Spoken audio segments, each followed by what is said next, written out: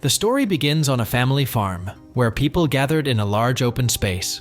Dressed in black and with sorrowful expressions, friends and family came to honor Marina's memory. Marina had tragically died after falling from her horse. Her family was in shock, struggling to believe she was gone. They couldn't understand how someone so full of life could leave so suddenly. Amelia, Marina's best friend since high school, was there too. She had been with Marina during the accident and stayed with her until the end. Amelia's presence was a comfort to Marina's family, who hadn't made it to the hospital in time. The gathering was filled with tears and shared memories as everyone tried to say goodbye. As Amelia spoke, a shiver ran through the mourners, and the sound of approaching hooves filled the air. "Stop him!" shouted someone outside the church. "Please keep the horse away!" Marina's mother, tearful and frantic, instructed her son to lead the horse outside. However, Juke, Marina's beloved horse, had grown increasingly agitated since her passing. Despite being confined in the stables, he managed to escape when the stableman came to feed him, now racing toward the funeral. Juke halted a few meters from the coffin, approaching cautiously. The coffin, sealed and prepared for burial, lay solemnly ahead. Marina's mother, still anxious, urged her sons to remove the horse, but they hesitated. They understood the bond between Marina and Juke, knowing how deeply they cared for each other. Eventually, they decided to let Juke pay his final respects, allowing him a moment to bid farewell to his dear friend. Juke seemed to know exactly who lay inside the coffin. He sat on the ground, sniffed around, and gently rested his head on it, bringing tears to everyone's eyes. Then, suddenly, Juke lifted his head, stood up, and began to strike the coffin lid with his hooves. No one could stop him, and he persisted until the lid shifted, revealing Marina lying peacefully inside. Finally, Juke calmed down and lovingly laid his head on her body once more. As Marina's brother Alex tried to close the coffin, he heard a voice that startled him. He peered inside, but only saw his sister's serene face. Was it my imagination? He wondered. When he turned to tell Juke to step back, the horse firmly placed a leg over the lid, preventing it from closing. Someone in the crowd gasped at this display of affection. Even the priest, moved by the scene, hesitated to intervene and disturb the horse's heartfelt farewell. But before we go deeper into the story, make sure to hit that like button and be sure to subscribe. Let's continue the story. However, Marina had always loved animals, especially horses. Her parents had bought her a horse when she started college, but financial difficulties forced them to sell it before she graduated. Determined, Marina saved diligently after college to buy another horse.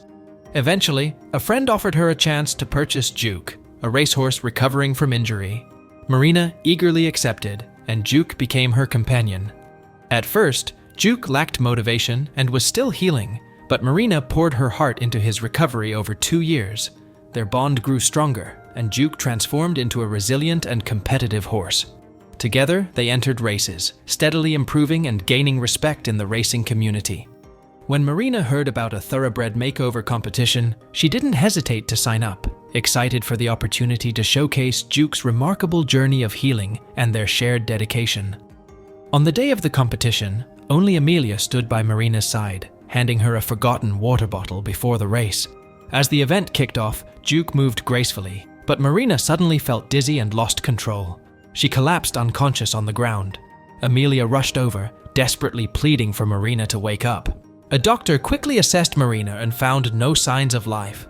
By the time they arrived at the hospital, Marina was pronounced dead, suspected of overdosing on drugs. Her family received her body for the funeral. As they tried to lead Juke away, Marina's eyelids fluttered. Alex thought he heard her faint voice saying, "Don't."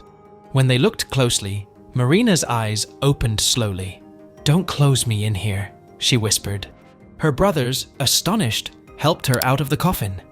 Juke remained by her side, a faithful presence, supporting her through the bewildering moments that followed. Marina was rushed back to the hospital, where her family demanded answers. They were stunned to discover that Marina had been mistakenly pronounced dead due to a supposed drug overdose. However, to everyone's astonishment, Marina regained consciousness, revealing a rare medical phenomenon known as Lazarus syndrome. This phenomenon occurs when a person unexpectedly comes back to life after resuscitation attempts have failed. Upon further investigation, doctors found that Marina had a potent sedative in her system, initially overlooked, which had slowed her bodily functions to a near halt. This led to the mistaken belief that she had passed away. Such sedatives can induce a state resembling suspended animation, where vital signs are barely perceptible. The hospital staff had relied on this premature diagnosis, issuing a death certificate without conducting a thorough examination. It was only after Juke's persistent behavior at the funeral raised suspicions that Marina's family insisted on a re-evaluation. Subsequently, a new examination uncovered a lethal dose of tetrahydrozoline, a substance found in eye drops in Marina's system. Amelia, who had given Marina the water bottle, quickly became the prime suspect. She was arrested after traces of the drug were found in the bottle, leading to a dramatic legal ordeal that shocked Marina's family and community. As the investigation deepened, Amelia's jealousy and malice emerged.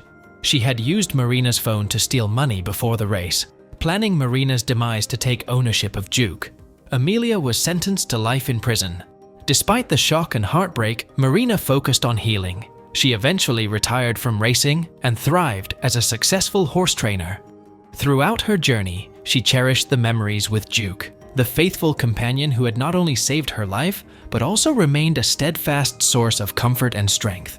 So, that's all for today. What are your thoughts about this story? Tell us in the comment section below. And if you like this, make sure to like and subscribe. Your support means so much to us. Until then, take care, and thanks for watching.